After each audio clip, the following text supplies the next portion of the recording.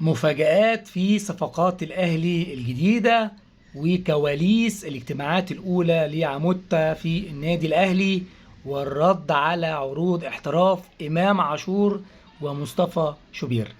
دي عناوين بعض الموضوعات اللي هنتكلم فيها النهارده معاكم في أخبار النادي الأهلي اللي هنقدمها لكم يوميا بإذن الله. ولو الفيديوهات بتاعتنا بتعجبكم يا رب تعملوا شير ولايك للفيديوهات عشان توصل لأكبر عدد من المتابعين. هنبدأ الأول بالكلام اللي طلع في الساعات اللي فاتت حوالين عروض احتراف لمصطفى شوبير وإمام عاشور. حقيقة الكلام ده ايه؟ النادي الاهلي حتى اللحظة اللي بنتكلم فيها مع حضراتكم دلوقتي مفيش اي عروض رسمية وصلت لاي لاعب من النادي الاهلي اللي شاركوا في كاس العالم مع المنتخب الوطني، سواء امام عاشور او مصطفى شوبير او مروان عطية اللي بدأ الناس تتكلم عن امكانيه احترافه او رحيله في الموسم اللي جاي. طيب الاهلي هيتعامل ازاي مع فكره احتراف اللعيبه ديت لو جت فعلا عروض رسميه؟ الاهلي واخد قرار من قبل مشاركه اللعيبه ديت في كاس العالم بتجديد عقودهم ورفع الراتب السنوي بتاعهم للفئة المتميزة داخل النادي الأهلي، وهي ال 25 مليون جنيه سنويا وال 10 مليون جنيه مكافأة البطولات، والعقد الإعلاني اللي بتراوح قيمته من 5 مليون ل 10 مليون جنيه تقريبا.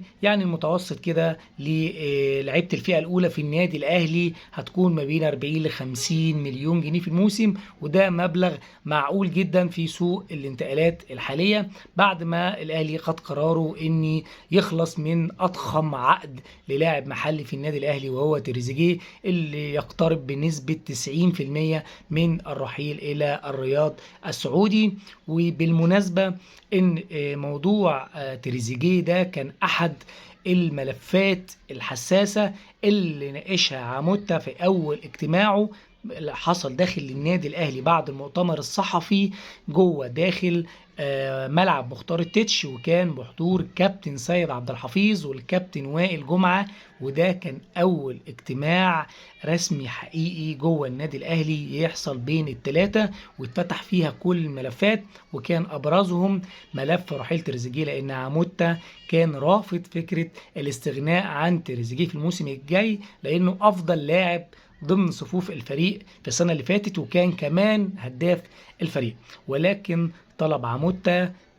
لقى رفض كبير جدا من كابتن سيد عبد الحفيظ والكابتن وائل جمعه، وبلغوه ان ده قرار عند اداره النادي الاهلي بضروره رحيل تريزيجيه، وده اتفاق تم ما بين الاداره وما بين اللاعب بعد انتهاء مشاركته في كاس العالم، والكل جوه النادي بيتعامل على ان تريزيجيه مش لاعب في النادي الاهلي في الموسم اللي جاي. طيب بالنسبه لملف الصفقات الجديده، الصفقات الجديده النادي الاهلي شغال بيسابق الزمن في المفاوضات مع 5 لعيبه في الخط الامامي، كان ابرزهم وفقا للقائمه المختصره اللي وصل ليها النادي الاهلي بعد مراجعه ومشاهده الفيديوهات والارقام لكل اللاعبين اللي اتعرضوا على النادي الاهلي. عمل قائمه مختصره ضمت سفيان بن جديده واحمد نزير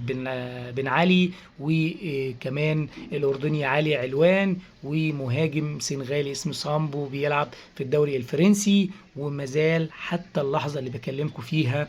ملف فيستون مايلي على طاولة النادي الأهلي، لأنه ممكن يكون لاعب في الموسم اللي جاي في حالة عدم التوصل لاتفاق مع اللعيبة اللي الأهلي بيفوضهم دلوقتي. طبعا مش هنقعد نتكلم عن تفاصيل المفاوضات كتير والأرقام، الأهلي عرض مليون دولار على علوان، وعلوان نادي عايز 1,600,000 دولار، ونفس الوضع حصل مع لا. فكرة المفاوضات المالية هتفضل يعني فترة طويلة، لأن فترة الانتقالات الحالية لسه طويلة، لأن كأس العالم ادى مساحة كبيرة للأندية واللاعبين في الفترة الحالية. وكمان كان النادي الأهلي دخل في صفقة جديدة في الساعات اللي فاتت بشكل مفاجئ، ونقدر نسميه دخول مفاجئ من النادي الأهلي على بتروجيت للتعاقد مع ادهم حمدان، وده لاعب مميز جدا في وسط الملعب، كان ضمن حسابات الاهلي الفتره اللي فاتت، ولكن يعني تراجع الحديث عنه تدريجيا قبل ما يرجع تاني يظهر للصوره،